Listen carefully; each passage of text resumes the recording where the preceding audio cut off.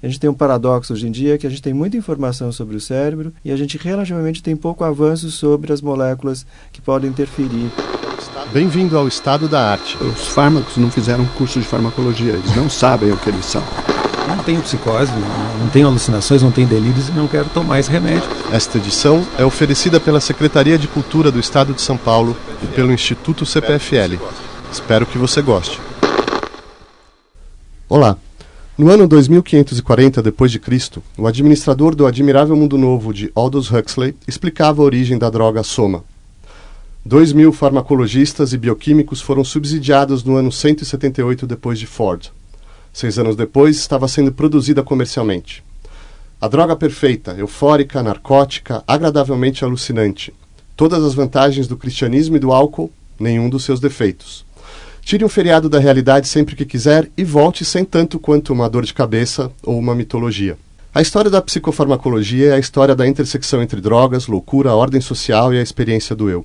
Há pelo menos 10.000 anos, substâncias psicoativas como ópio, coca, mescalina e, claro, o álcool têm sido ingeridas para alterar a consciência em busca de recreação, experiências religiosas, ampliação sensorial e cognitiva ou anestesia. Surpreendentemente, até meados do século passado, seu uso no tratamento de transtornos mentais era praticamente nulo, a tal ponto que, em 1888, um alienista como Heinrich Neumann podia anunciar: é chegada a hora de deixarmos de buscar a erva, sal ou metal que, em doses homeopáticas ou alopáticas, curará a mania, a degeneração, os delírios ou a excitação.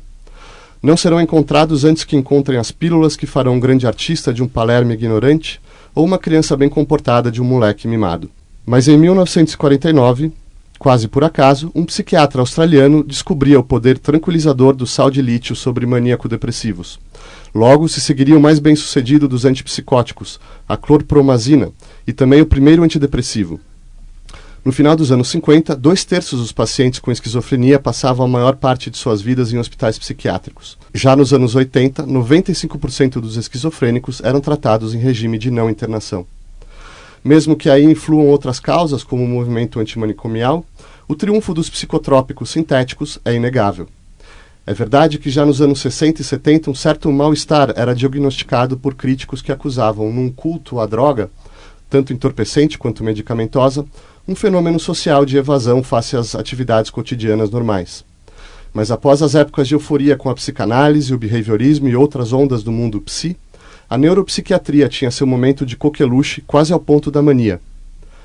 Tão grande é o nosso conhecimento e comando sobre os neurotransmissores, declarava em 1993 o Dr. Peter Kramer, no best-seller Ouvindo o Prozac, que estamos entrando na era da neurofarmacologia cosmética, tal que seremos capazes de projetar nossas próprias personalidades. Um pouco mais de autoconfiança aqui, um pouco menos de irascibilidade ali, poderemos ser exatamente quem quisermos ser, não pelos meios tradicionais da disciplina e do autocontrole, mas antes tomando uma mistura judiciosa de pílulas. Apesar disso, muitos céticos veem nesse triunfo uma mistura promíscua entre terapia e engenharia humana, e por trás dele as mesmas forças que borraram a distinção entre o laboratório e a fábrica, ou seja, a indústria farmacêutica inflacionando doenças para vender a cura. Qual será então a verdade sobre os psicofármacos? Para responder, convidamos André Negrão, pesquisador do Laboratório de Genética e Cardiologia Molecular do Hospital das Clínicas de São Paulo, Christian Kellen, professor do Departamento de Psiquiatria e Medicina Legal da Universidade Federal do Rio Grande do Sul, e Valentim Gentil Filho, professor titular de Psiquiatria da Universidade de São Paulo. Valentim Gentil, você pode explicar como se deu essa descoberta dos primeiros medicamentos psiquiátricos? Eu falei ali do acaso, mas foi exatamente assim? Dos modernos medicamentos para fins terapêuticos? Para fins terapêuticos na década de 40, 50. Então, as coisas começam em psicofarmacologia mais ou menos no começo do século XX, quando aparecem os barbitúricos, quando aparecem os sedativos. Mas já havia uso medicinal, como você mencionou, de plantas. Na Índia, o pessoal usava a Rauvolfia, que deu origem ao primeiro antipsicótico, que era a reserpina, que foi usada para baixar a pressão, mas depois foi descoberto nos anos 50 do século XX como um antipsicótico junto com a clorpromazina. No fim da Segunda Guerra Mundial, o pessoal usava anfetamina. A gente tinha, logo em seguida, relaxantes musculares. E daí, em 49, o John Cade, na Austrália, descobriu o efeito dos sais de lítio sobre a mania, como você disse, a partir de estudos em animais de laboratório para uma outra função.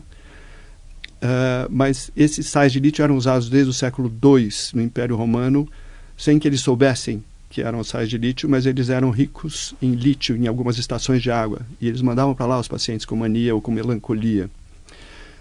Então, toda a evolução da terapêutica é um redescobrir coisas da natureza.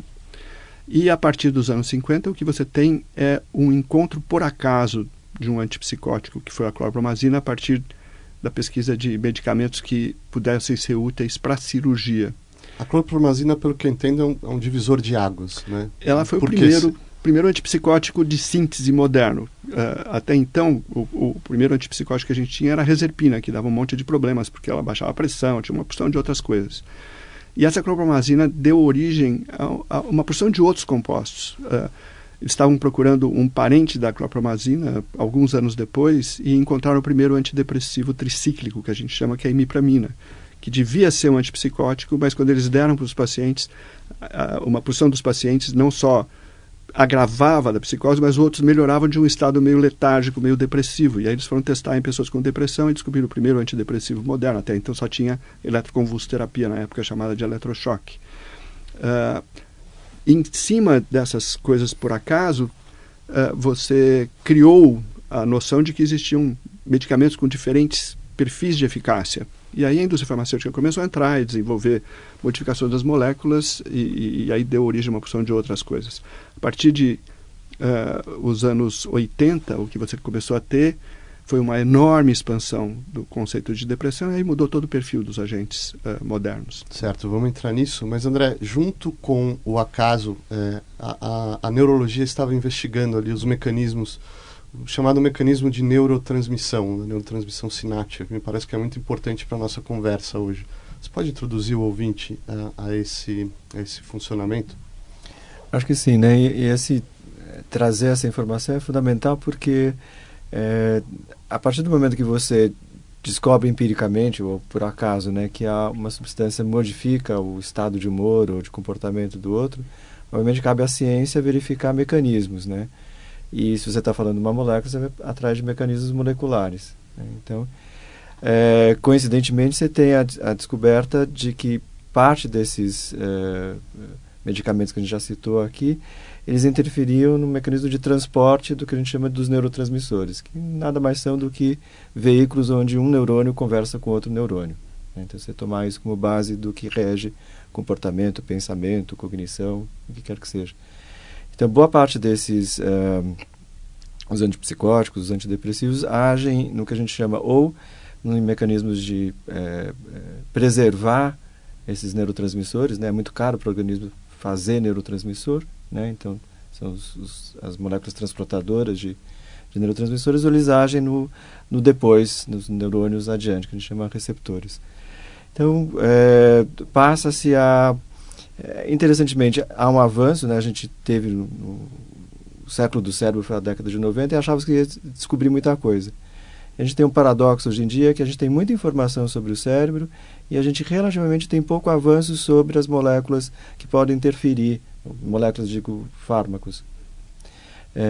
Como é que a gente entende um pouco esse paradoxo? Porque tem a impressão que a indústria farmacêutica, em algum grau a ciência, ficou modificando as moléculas iniciais, por exemplo, clorpromazina e daí em diante. E não se conseguiu ainda, talvez, fazer um casamento mais próximo de todo o conhecimento que se tem, vamos dizer, de funcionamento neural ou até do sistema nervoso como um todo, com farmacologia. Acho que esse é o ponto que a gente está hoje em dia, né? Agora, Christian, qual é exatamente, quer dizer, que tipo de disfunção pode haver na neurotransmissão e qual é a relação de causalidade disso com desordens emocionais? A resposta mais honesta para essa pergunta é que não sabemos, né? Falar sobre causalidade talvez seja um salto, né, lógico bastante grande para a gente dar nesse momento. A gente entende que existem moléculas que atuam sim sobre o cérebro, né, e que melhoram condições, transtornos psiquiátricos como depressão, esquizofrenia, transtorno bipolar. Agora, daí que há uma deficiência de alguma substância no cérebro, é um passo que foi dado em alguns momentos, né, e é dado em alguns momentos ainda até hoje, que não tem um embasamento científico tão claro assim, né? Então, a ideia de que, de repente, um inibidor seletivo da recaptação da serotonina, um antidepressivo, né, estaria corrigindo níveis de serotonina que estariam deficientes no indivíduo com depressão, ela não está baseada em estudos científicos bem conduzidos. Ela está muito mais baseada numa ideia simplista de entender o funcionamento do cérebro e as consequências sobre o humor da pessoa do que numa ciência propriamente dita. Eu queria aproveitar para pontuar um terceiro elemento, de repente, dentro do desenvolvimento da psicofarmacologia ao longo do século XX.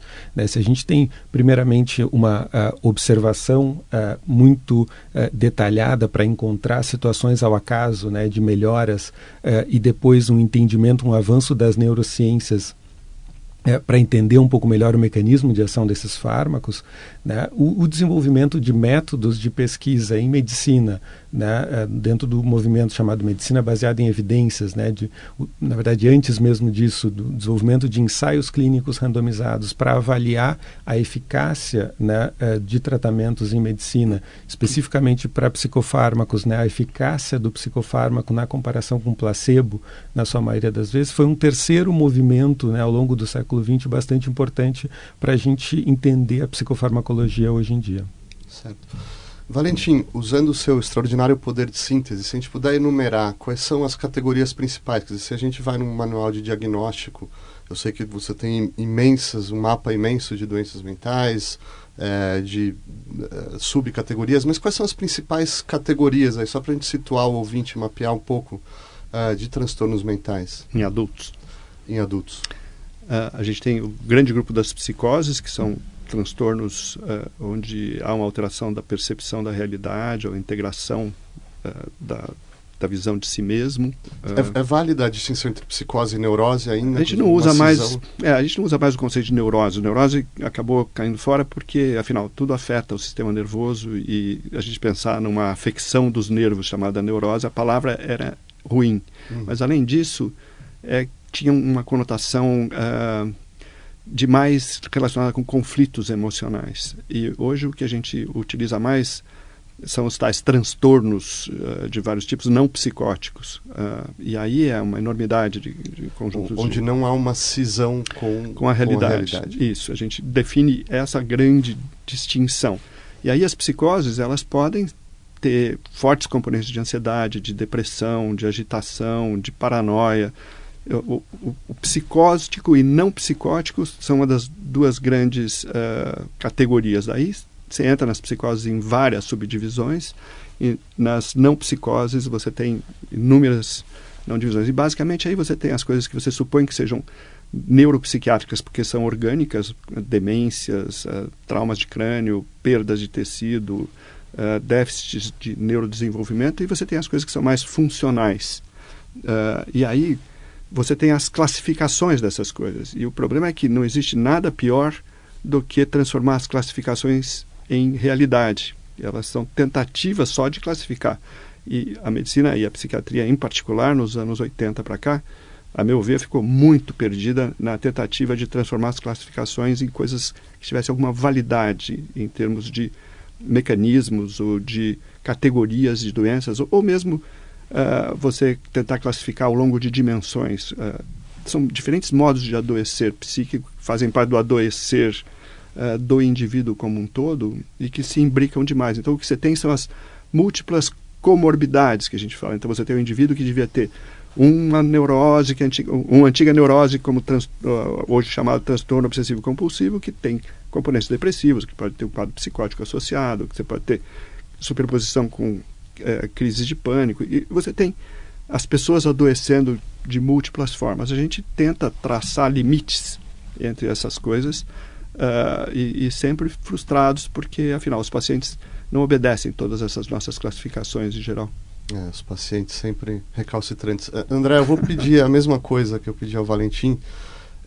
A gente vai lidar hoje com essas fronteiras um pouco móveis e flexíveis, mas se a gente puder também categorizar, enumerar as principais classes de psicofármacos que a gente tem hoje. Sim. Posso adiantar? Eu tenho aqui, antidepressivos, antipsicóticos, hipnóticos, ansiolíticos, estabilizadores de humor. Te parece bem isso? Me parece bem, mas isso é bastante fascinante, né? Porque essas classificações refletem o que você observa na hora, né? Como o Valentim estava falando historicamente, né? Eles iam bolando novos fármacos, eles iam numa enfermaria ou num local onde os pacientes psiquiátricos estavam, e eles iam dando para todos eles. Pessoas que deviam ter demências, deviam ter quadros de depressão predominantemente, psicoses, e isso ia norteando a classificação. Então é um pouco o ponto assim, que às vezes tem pouca validação, né, o que a gente tem quando a gente começa a classificar.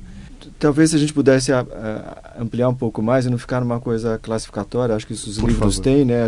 Senão a gente fica um catálogo aqui e a gente quer justamente fugir do catálogo. E essa classificação, desculpa interromper, às vezes até pode ser prejudicial, né? Porque às vezes a gente tem um fármaco, um antipsicótico, por exemplo, que a gente vai recomendar para um paciente com transtorno bipolar e que de repente não vai tomar o remédio. Às vezes eu não tenho psicose, não tenho alucinações, não tenho delírios e não quero tomar esse remédio. E ele está adequado na argumentação dele. O que está inadequado é a classificação chamar de antipsicótico um fármaco, uma substância que é estabilizador de humor também. Então essa classificação tem limitações importantes. A gente falava que os fármacos não fizeram curso de farmacologia, eles não sabem o que eles são. Esses são os nomes de quem desenvolveu ou quem utilizou de um determinado jeito, que tinha interesse comercial muitas vezes.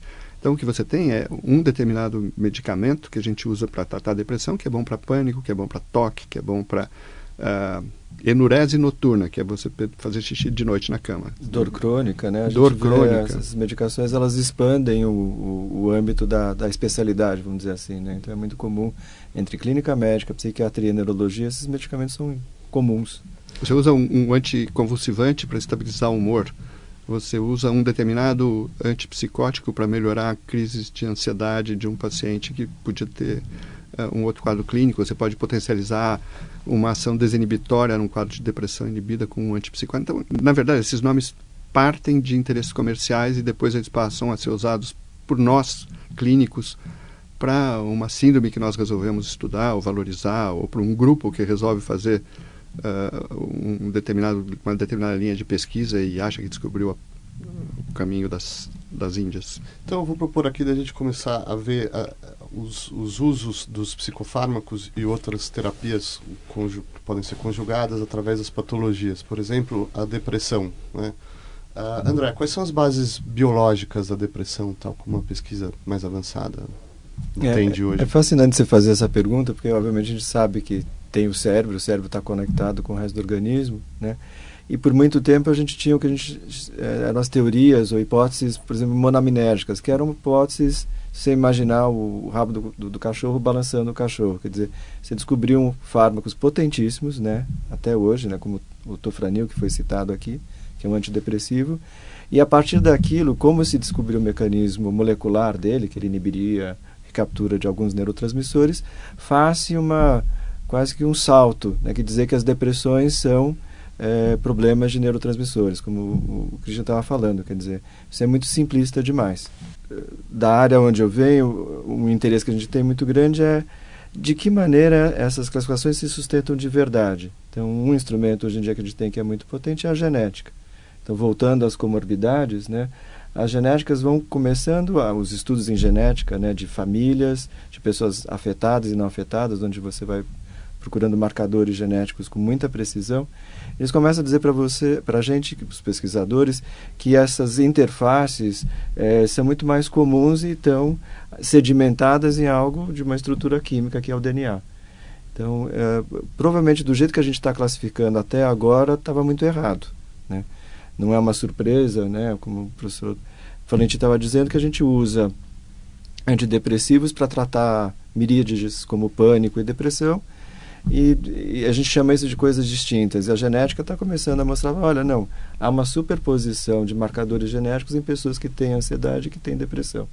Então, possivelmente, o fundamento biológico disso é incomum. Agora, de fato, a gente não está, acho que o Christian falou muito de uma hora feliz, preparados para fazer essas teses mecanicistas em que você possa ter coisas que corroboram observações. Agora, voltando à farmacopeia, Cristiano, inibidor seletivo de receptação de serotonina. Pelo que eu entendo, isso também foi um divisor de águas e, inclusive, um sucesso comercial, salvo engano, a base do Prozac, inclusive. Da fluoxetina. Da fluoxetina. Como funciona, por que foi tão importante, como funciona esse inibidor? A ideia, o nome, né, inibidor seletivo, acho que a palavra seletivo talvez seja a palavra-chave aqui, porque ela é focada no sistema do neurotransmissor serotonina, né, evitando outros sistemas neurotransmissores que eram responsáveis por uma boa parcela dos efeitos colaterais dos antidepressivos mais antigos. Né? O Prozac, a fluoxetina, foi aprovado, se não me engano, em 1987 pelo FDA, pela Agência Regulatória, né, de Medicamentos americanos, e desde então tem sido usado, né, largamente, um sucesso comercial tremendo, né, e é um fármaco que tem uma eficácia bastante grande, que tem sido questionada em diversos estudos que a gente chama de estudos de meta-análise, são estudos que reúnem diversos estudos anteriores, então agrupam dados de diversos estudos, e tem sido questionado se o Prozac de fato ele é melhor do que o placebo. Isso muito especificamente na área de infância e adolescência, que é uma área da qual eu me dedico, né, em que se tem toda uma discussão, né, se os fármacos que são eficazes para adultos também são eficazes para crianças e adolescentes. Antidepressivos mais antigos, como imipramina, por exemplo, não são melhores do que placebo na população pediátrica. Já o Prozac não. O Prozac, de fato, parece ter uma eficácia acima do placebo, né? De modo que a gente pode dizer, existe um cálculo que a gente faz que chama NNT, é o número necessário a tratar. Quantos indivíduos eu preciso tratar com um fármaco para poder dizer que o indivíduo melhorou por causa do meu fármaco e não por outros fatores, né? Então, é um pouquinho tentar entender a causalidade aqui, não causalidade do transtorno, mas causalidade o quanto da minha intervenção está sendo responsável pela melhora. E a fluoxetina, né, tem um NNT de 5 para crianças e adolescentes, na comparação com 10 dos outros fármacos. Então, o NNT, quanto menor, melhor. Quanto menos indivíduos eu preciso tratar para melhorar por causa do meu tratamento, melhor. Mas é uma área que ainda tem discussão hoje em dia, até pela questão dos efeitos colaterais, que eu acho que esse é um outro assunto para a gente conversar, mas acho que vamos circular um pouquinho. Vamos entrar, Valentim. Posso por favor, claro. É legal, porque é a primeira vez que eu participo de uma discussão com um psiquiatra com formação na infância e adolescência, discutindo psicofármacos. E essa informação que o Cristian traz agora, ela está assim, completamente fora do que um psiquiatra de adulto e de adulto idoso percebe. Quer dizer, eu até fico me perguntando se a depressão das crianças tem alguma coisa a ver com a depressão dos adultos e dos idosos, porque as últimas vezes que eu vejo as pessoas falarem é assim: temos que reconhecer que não há, desde 1957, nenhum antidepressivo que tenha se mostrado mais eficaz do que a imipramina. E isso já não vale para as crianças. Então a pergunta é, como é essa história? Como é essa história de depressão? Nós temos um conceito de 1986 para cá, ou de 1980, eu acho, para cá, da DSM-3, de depressão maior. E esse conceito, ele tem nitidamente a ver com o desenvolvimento dos inibidores seletivos de captação de serotonina, de uma droga que veio antes do Prozac, que era a zimelidina, que deu problemas neurológicos, foi retirada, e o Prozac, a fluoxetina, entrou nessa esteira. E isso era uma tentativa de diminuir os efeitos colaterais dos antidepressivos anteriores, tricíclicos, que davam boca seca, prisão de ventre, risco de suicídio com superdosagem e coisas assim, mas que continuam sendo considerados os mais eficazes na psiquiatria de adulto para tratar depressão, transtorno obsessivo compulsivo e coisas assim. Essas drogas que acabaram virando os inibidores seletivos de serotonina, ou duais, como o pessoal chama, que mexem com serotonina e mais um outro neurotransmissor, quando você faz estudos de eficácia, você não consegue encontrar nada mais eficaz do que os primeiros. não é por acaso isso, é que os primeiros foram descobertos por acaso. E para eles serem descobertos por acaso, é porque eles tinham que ser muito eficazes. Só que aqueles pacientes que eles funcionavam e que eles continuam funcionando, têm quadros clínicos que eu acho que as crianças não têm. São formas de depressão que são chamadas depressões mais nucleares, descritas na Bíblia no Velho Testamento. E em depressão em criança, até quando essas coisas começaram, quando a psiquiatria infantil se tornou uma forma de especialidade mais psiquiátrica e menos psicológica, que isso é outra vez dos anos 80, quando até então a psicologia e a psicanálise eram as formas de você abordar os problemas emocionais das crianças, quando a psiquiatria infantil, que demorou um pouco mais do que a psiquiatria de adultos, se tornar uma coisa bem médica, é que houve uma reformulação desses conceitos todos. Então, até hoje, acho que se falar de transtorno bipolar em criança é sempre um problema. A apresentação é um pouco diferente. Então, o duro de você falar de antidepressivo é que você está falando provavelmente de medicamentos que interferem num universo que não tem uma identidade como o nome sugere. Nós estamos lidando com síndromes provavelmente diferentes. E daí, provavelmente, porque os antidepressivos mais eficazes nos idosos ou nos de meia idade sejam muito desfavoráveis para as crianças que têm um outro perfil, têm um outro funcionamento também neuroquímico, biológico e coisas assim. Então, é fascinante, porque acho que o futuro vai nos dizer que, de fato, como o André disse, as nossas classificações não servem. Elas vão ter que ser superadas. Certo, Christian? Porque nós estamos lidando ainda com um cérebro em desenvolvimento. Não só isso, um cérebro em desenvolvimento. Por exemplo, na fluoxetina para o tratamento de depressão em crianças e adolescentes, a taxa de resposta é igual à de adultos no fármaco ativo. O que torna ela menos eficaz é a alta taxa de resposta a placebo em crianças. Então, enquanto eu tenho 60% a 70% dos pacientes respondendo à fluoxetina, em adultos eu tenho 30% respondendo a placebo. Mas em crianças eu tenho 50% a 55% das crianças respondendo a placebo. Então, por isso que eu não consigo ver tanto a diferença na eficácia. Mas se eu pegar o fármaco sozinho, ele funciona tão bem quanto para adultos. Então, são aspectos que podem ter a ver, talvez, com um cérebro mais plástico, de repente, mais aberto a mudanças do ambiente que responde ao placebo. Só o indivíduo, só uma criança ser incluída num estudo, né, de ser visto toda semana, ter um ambiente que está prestando atenção nela, está cuidando, pode ter um efeito sobre o cérebro por um tipo de depressão, de repente, que acomete mais crianças, que de repente não é o mesmo tipo de depressão que acomete adultos ou idosos. Pois é, era exatamente isso que eu queria perguntar, André, porque vocês três clinicam, têm experiência. Como que se dá, no caso da depressão, mas a gente pode estender agora, já começar a estender para outras psicopatologias, como que se dá a interação entre o tratamento, a terapia por fármacos e outros tipos de terapia, psicoterapia, inclusive, sei lá, eletrochoque ou outras que vocês... Acho que o Christian citou em um momento atrás a medicina baseada em evidências, né, que foi um marco transformador, não só obviamente na psiquiatria, mas em todas as especialidades da medicina. Quer dizer, você passar a atuar como médico seguindo diretrizes, né, que tenham graus máximos de validação e de corroboração com o que a gente chama de ensaios clínicos, que seriam uma espécie de o melhor jeito de saber se o medicamento de fato ajuda ou não, ou um procedimento. Na verdade, a gente está falando muito de psicofármacos, mas os procedimentos. Então, você como clínico hoje em dia, você procura o máximo possível estar próximo dessas diretrizes, né? É óbvio que você tem a sua formação, você é um indivíduo dentro da sociedade e você é tão qual bombardeado como qualquer indivíduo pelas influência de mídia ou o que quer que seja, né? Então, o que a gente tem visto é uma correção, e não é só do clínico, mas inclusive dos pesquisadores, né? Porque eles também são influenciados como cidadãos, né?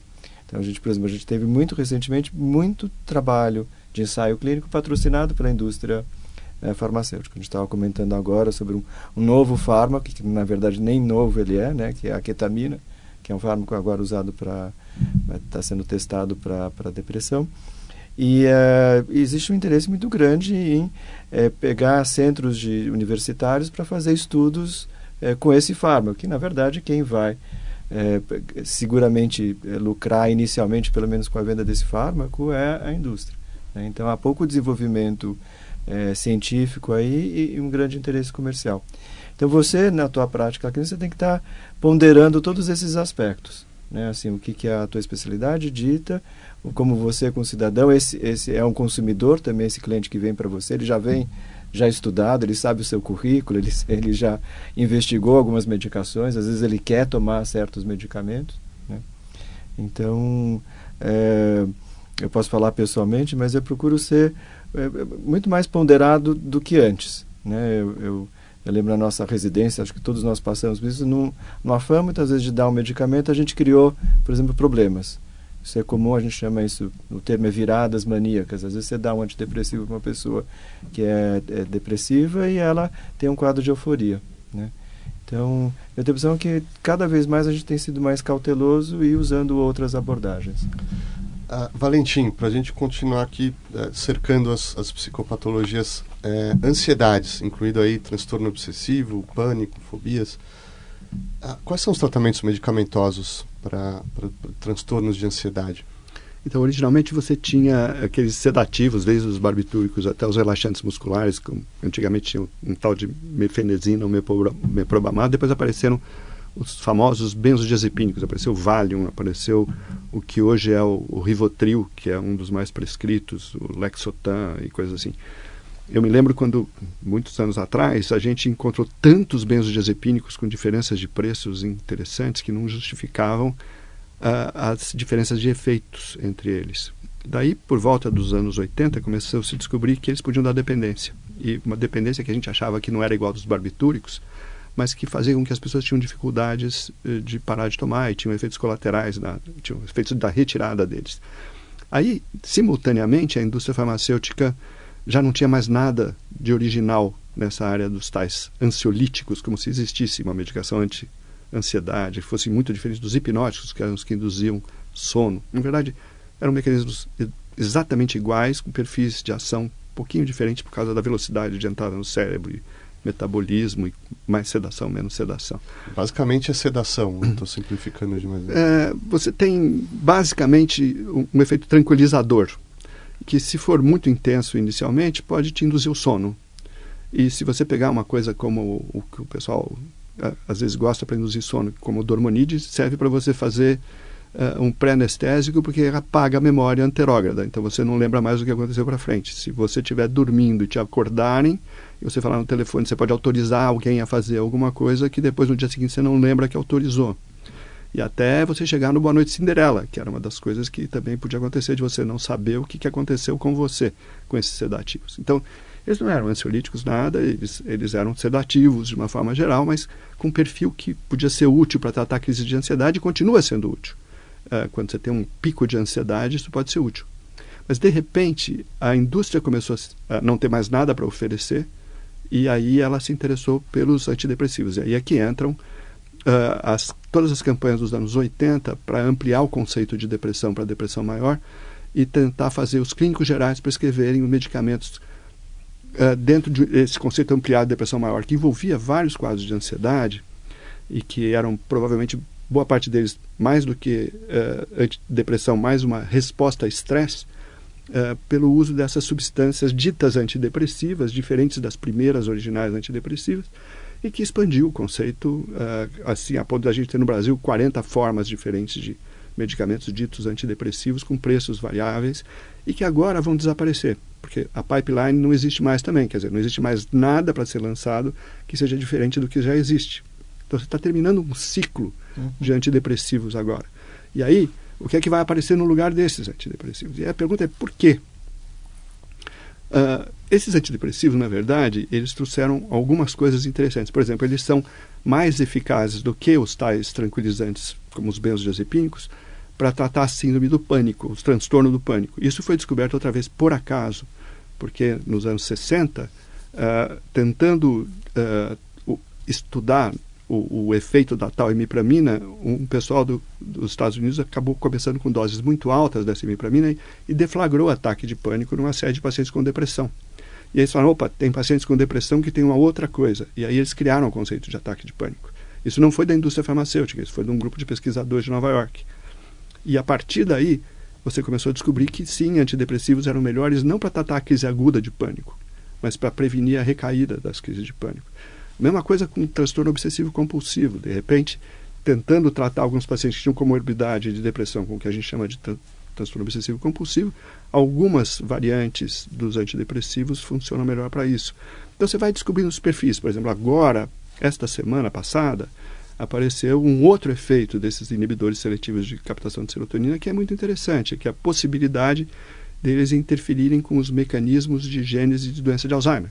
E aí você vai expandindo, como o André tinha falado, a compreensão do mecanismo de ação desses medicamentos e tentando aplicar isso às doenças. Então, você vai criando teorias, vai criando hipóteses e vai testando hipóteses sobre esses mecanismos e tentando explicar por que o mecanismo pode melhorar a taxa de conversão de um transtorno leve de memória numa doença de Alzheimer, atrasar 3 anos o aparecimento.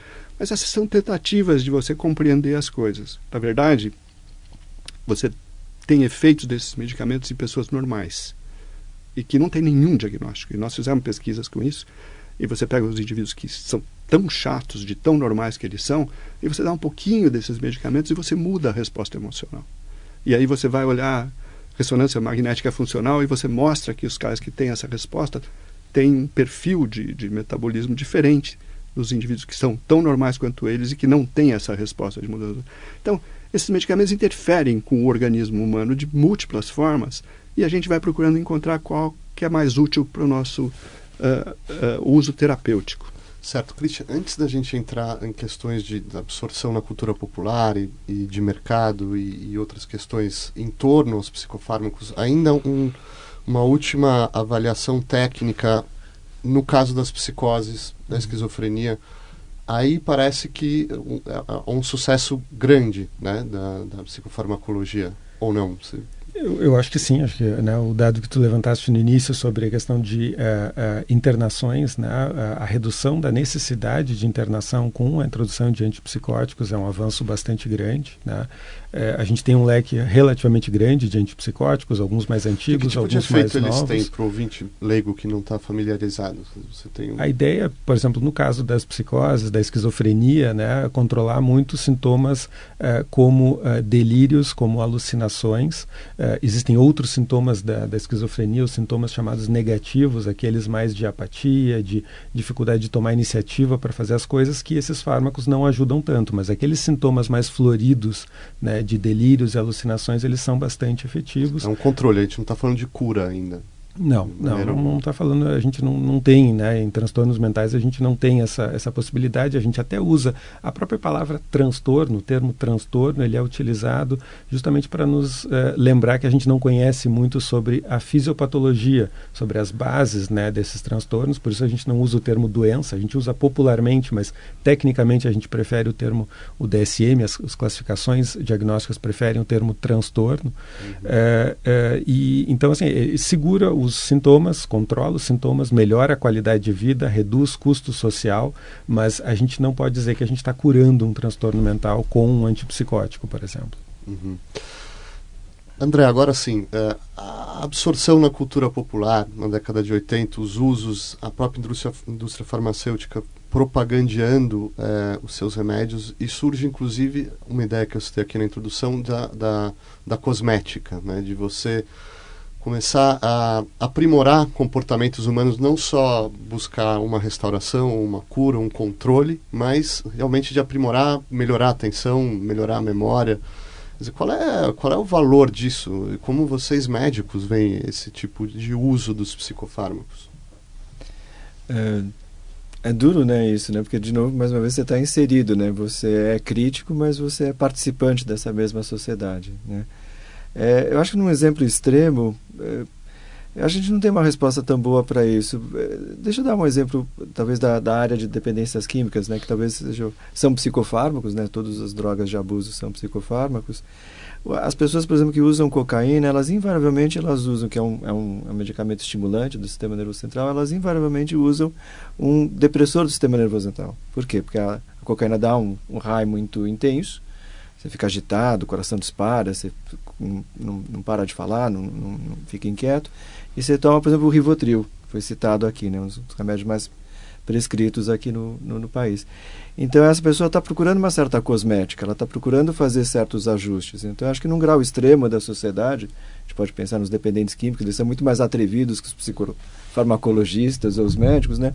Eles estão fazendo esses experimentos, né? Tentando atingir, talvez, interessante que você citou a Aldous Huxley, de certos estados de espírito e ficar naquele estado de espírito, né? Então eu tenho a impressão que acho que o clínico hoje em dia tem que estar muito atento a tudo isso, a essas seduções desses paraísos, vamos dizer assim, mentais, né? E trazer de volta aquilo que foi já também dito aqui. Será que é uma reação ao estresse? Será que é uma reação do desenvolvimento? As crianças são diferentes, né? Então, a capacidade de resiliência, talvez o Christian possa dizer assim delas, de que maneira ela se distingue do adulto. E aí tem a questão que você vê muito, que não tem a ver com a psiquiatria, que é o uso das substâncias que são usadas para tratar, por exemplo, déficit de atenção em crianças e adolescentes, para outras finalidades, para aumentar desempenho. E Exato. aí é uma espécie de doping, né? O que tem de gente usando metilfenidato, Venvance, coisas assim, para tentar aumentar desempenho, sendo drogas não ilícitas, né? Diferente da cocaína, e causando problemas. Quando você não tem uma indicação adequada disso, você está usando, na verdade, uma droga que vai causar uma disfunção no sistema nervoso. E pode levar a crise de pânico, pode levar a estados paranoides, pode levar a perturbações de sono importantes, que você vê de gente usando isso para fins de cosmética não mental, mas de cosmética física, né, para emagrecer e coisas assim. Esse é um dos problemas que a gente tem tido muita preocupação. Há uma falta de uma atitude mais ecológica em relação ao próprio indivíduo, ao próprio ser, né? As pessoas acabam se tratando como se elas fossem, de fato, plásticas demais, que pudessem aguentar todo tipo de provocação, né? Christian, você que tem experiência na área de crianças e adolescentes, é possível mensurar a disseminação desse uso ou abuso, talvez? Tem aumentado ou é uma faixa da população que usa e é mais ou menos assim? Ou algo que está escalando, é preocupante? É difícil, as estatísticas são complexas, não são exatamente simples, né? A gente tem um maior reconhecimento de transtornos mentais na infância e adolescência, um maior diagnóstico. É difícil dizer se isso exatamente é um aumento na prevalência ou um maior reconhecimento por parte dos pacientes, familiares, escolas. A gente tem um aumento, né, de vendas de psicofármacos no Brasil, nos Estados Unidos, em outros lugares, para essa população. Então, há uma prescrição maior do que se tinha antigamente. Mas contar uma coisa, esse aumento de venda de psicofármacos está associado a uma inflação diagnóstica também? Quer dizer, existem mais pessoas sendo diagnosticadas com... Isso, por exemplo, dos Estados Unidos, que a gente tem dados mais sistemáticos, até porque lá, como há um reembolso por parte do plano de saúde, precisa ter um diagnóstico para ter uma prescrição, e para essa prescrição ser paga pelo plano de saúde, há um aumento, sim, nos diagnósticos que são feitos. Se isso é um aumento do reconhecimento de transtornos que já existiam e não eram reconhecidos, ou se é um aumento de prevalência, ou se é uma pressão da indústria farmacêutica para vender mais fármacos, é uma questão difícil da gente responder cientificamente. Mas vocês devem ter algumas intuições a esse respeito. Possivelmente a gente tem um pouco de tudo aí, né? Mas assim, o que a gente vê são mais crianças e adolescentes usando fármacos, né? E acho que um ponto importante de chamar a atenção aqui é quem está usando o fármaco e por que está usando o fármaco, né? Em países como o Brasil, por exemplo, a gente pode ir em determinados grupos mais Bélgica, né, dentro de uma lógica belíndia, né, mais Bélgica, em que a gente tem numa sala de aula de 30 alunos, de repente 10 alunos usando metilfenidato, e muito acima da prevalência esperada. Mas se a gente for numa escola pública, a gente pode ter 500 alunos numa escola pública e ninguém usando metilfenidato, né, que é a Ritalina, para o tratamento de déficit de atenção, o que está muito abaixo da prevalência. Então, esse contraste, principalmente num país como o nosso, é muito grande, né? Então, talvez a gente tenha um aumento de prescrição, mas não necessariamente isso ocorre de maneira igual em toda a sociedade. Como vocês, clínicos, lidam com a pressão da indústria farmacêutica? Eles têm dinheiro, têm marqueteiros, executivos, financiam parte das organizações, Organização Mundial de Saúde, financiam pesquisas. Claro, não estou aqui condenando, é necessário, mas assim, ao mesmo tempo, eles estão ali para vender, né? Vocês estão ali para curar, se é que a gente pode usar esse termo. Como é que é no dia a dia essa relação entre o médico e a produção, a indústria farmacêutica, André? Você deixou todos nós numa cadeira quente aqui, né? Mas é fundamental. Eu acho que a sua própria indagação, né? Da gente responder mais à sociedade, a gente responder mais esse consumidor atento e esclarecido, né? Quer dizer, supostamente o médico está ali para filtrar justamente as pressões que são normais de um mercado em relação ao seu paciente. Mas eu tenho a impressão que isso talvez seja exigir demais do médico, né? Isso tem que ser exercido até para o cliente que chega. Eu não estou querendo imiscuir, sair fora assim de uma responsabilidade, né? Eu particularmente eu procuro, como prática, por exemplo, não receber representante farmacêutico no meu consultório. Eu acho que isso é talvez uma barreira pessoal minha, mas e eu tenho a impressão que a gente que está mais próximo à academia, a gente realmente se dedicar a questões importantes, por exemplo, como eu citei agora, né? Quer dizer, não ver centros universitários, talvez, ou tantos, fazendo um teste, um ensaio clínico de um medicamento que é da indústria, né? Eu tenho a impressão que a gente podia estar usando ou fazer compromissos com essa indústria que ela participe e colabore com pesquisas que, vamos dizer, são mais caras para eles, mas são fundamentais para o pesquisador, para o clínico e seguramente em algum grau para a sociedade. Valentim, você questionou logo no começo do programa as categorias de diagnósticos, né? Quais são as perspectivas em relação a isso? Tipo, chamado diagnóstico sindrômico, quais são as atuais classificações, quais são os caminhos aí que estão se apontando para a psiquiatria? Uma das propostas é que a gente pare de dar tanta atenção para isso, que tem mais finalidade estatística do que validade clínica, e que a gente descubra um pouco mais sobre as disfunções. E aí tem propostas que são mais para pesquisa ainda do que para uso terapêutico, para uso clínico, que é uma reclassificação baseada em disfunções. E aí as DSMs e os CIDs que são usados pelos médicos... São os manuais de diagnóstico. São os manuais de diagnóstico e classificação, basicamente eles são para classificação, sejam eventualmente superados com o tempo, na medida que a gente entenda mais quais são os mecanismos causais, fisiopatológicos e coisas assim. Mas hoje isso é bem projeto de pesquisa ainda e os investimentos parece que vão ser bem direcionados para isso, mas para pesquisa. Para a clínica a gente continua usando síndromes, que a gente não tem ainda mais do que a tradição, muito mais a tradição da utilidade do que a comprovação da validade. Mas, afinal, a história da medicina é a história do placebo. E a história da psiquiatria é a história das hipóteses sobre as causas. A gente continua usando a palavra melancolia, que é de 2.500 anos atrás. E a gente continua falando em mania. E a gente continua falando em transtorno do humor. Eu espero que daqui a uns 1000 anos a gente tenha uma terminologia mais próxima da realidade. Certo. Vamos fazer uma rodada final aqui.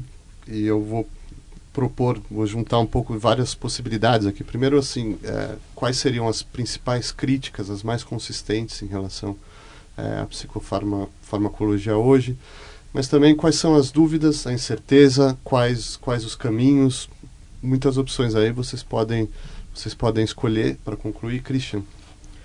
Eu acho que uma frente que eu destacaria é a questão da formação de quem está prescrevendo o psicofármaco, né? A gente sabe que o psicofármaco ele pode ser comprado às vezes extraoficialmente no mercado negro, mas via de regra, quando a gente está falando de psicofármacos aqui para uso médico, existe um médico, muito mais um médico do que um psiquiatra, do médico não psiquiatra do que um médico psiquiatra, do ponto de vista de frequência, mas existe um médico ali tomando a decisão junto com o seu paciente de prescrever ou não. Então, eu acho que essa ideia de por que eu vou prescrever, por que eu não vou prescrever, né? Hoje em dia tem todo um movimento de desprescrição dentro em congressos médicos, em congressos de psiquiatria, como retirar fármacos dos pacientes. Então, pensar racionalmente por que eu estou prescrevendo ou não.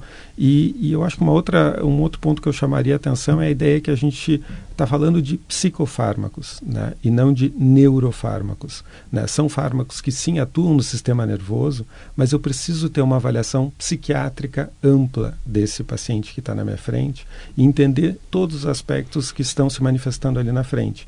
E que em alguns casos o fármaco vai ser a melhor opção, né? Em muitos dos casos o fármaco é a melhor opção terapêutica. Mas até para avaliar a resposta desse fármaco, se ela está satisfatória ou não, eu tenho que ter uma avaliação psiquiátrica bastante detalhada. E eu acho que isso é fundamental, que as gerações de prescritores que estão se formando possam ser capacitadas. Certo. André? É fascinante isso que o Cristiano fala, porque não é um movimento só na psiquiatria, na medicina como um todo, né? Você tem movimentos como Slow Medicine, Choosing Wisely, que são movimentos de segurar a mão do médico, não só para prescrever, como para fazer procedimentos que muitas vezes são invasivos, são inócuos, não vão melhorar a qualidade de vida.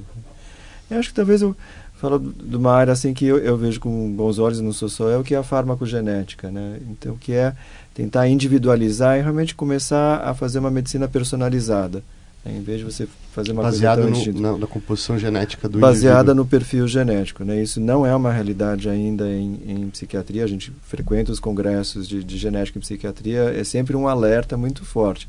A gente não pode dizer que a gente está pronto para usar informação genética para fazer prescrição. Porque falta um mapeamento mais preciso ainda? É isso? Falta mapeamento, a gente usa essas classificações, vamos dizer, arcaicas, e essas classificações elas não levam a avanço. Então a gente tem que começar a adotar, como foi citado aqui, esses novos sistemas classificatórios ditados pelo NIH, que é a grande agência fomentadora de pesquisa nos Estados Unidos. Valentim? Então, eu acho que a gente está num momento interessante, justamente porque não existe nada muito promissor nas linhas de montagens da indústria farmacêutica. Lembrando que a indústria farmacêutica é uma indústria como qualquer outra, que tem ações nas bolsas e que, portanto, ela representa interesses não de uma família ou de um grupo de pessoas, mas de um conjunto de investidores. Na medida que não existe tanta pressão, porque não existe nada tão interessante vindo aí, pelo menos que a gente perceba, você tem mais tempo de repescar coisas que funcionaram bem e que podem ser melhor utilizadas. Na medida que a ciência e a medicina não tem que ficar muito preocupada, e agora eu vou ter que discordar um pouco, a gente não tem que se preocupar muito com o ensaio clínico, que a finalidade básica, original, interessante e importante era para você justificar a introdução de novos fármacos. Na medida que você vai mudar esse conhecimento que você tem da metodologia de pesquisa clínica para fazer pesquisas que têm iniciativa do pesquisador, que têm iniciativa do interesse científico da coisa, como essa questão de pode diminuir a taxa de conversão de transtorno cognitivo leve para Alzheimer, isso não tem interesse da indústria farmacêutica. Essa é uma repescagem de um conjunto de medicamentos que já existem, que não tem interesse comercial para isso e não existe nenhuma pressão de prescrição para isso, para responder uma pergunta que tem interesse científico, utilizando a metodologia que foi desenvolvida para validação, para registro de novos medicamentos. Então a gente pode repescar os métodos e fazer uma medicina baseada em evidência, mas não naquela evidência que já foi acumulada com enorme quantidade de informações de interesse comercial, e sim daquela que vai ter um conjunto de informações de interesse científico, médico-científico, humanitário. Então eu sou otimista com esta fase. Ninguém precisa procurar um medicamento moderno, não existe nada moderno. Existe coisa mais nova e coisa mais antiga. O que você vai ter que descobrir com todo esse conjunto de informações é o que realmente vale a pena, o que tem custo-benefício que justifique sua prescrição. Os psiquiatras são os que menos prescrevem benzodiazepínicos hoje, por exemplo. A gente não pensa nas pessoas, está ansiosa, toma um benzodiazepínico, a gente vai tentar entender, está ansiosa por quê? E a mesma coisa com depressão. Eu espero que daqui a alguns anos os psiquiatras parem de prescrever antidepressivo para coisas que talvez não se justifiquem e recupere, inclusive do ponto de vista clínico, conceitos que fazem parte das síndromes tradicionais que foram abandonadas porque, por exemplo, não tem uma palavra em inglês que represente um conceito francês ou qualquer coisa que veio da Índia e que tem validade médica. Afinal, medicina não é ciência. Medicina é uma aplicação de conhecimentos científicos dentro de uma arte terapêutica milenar.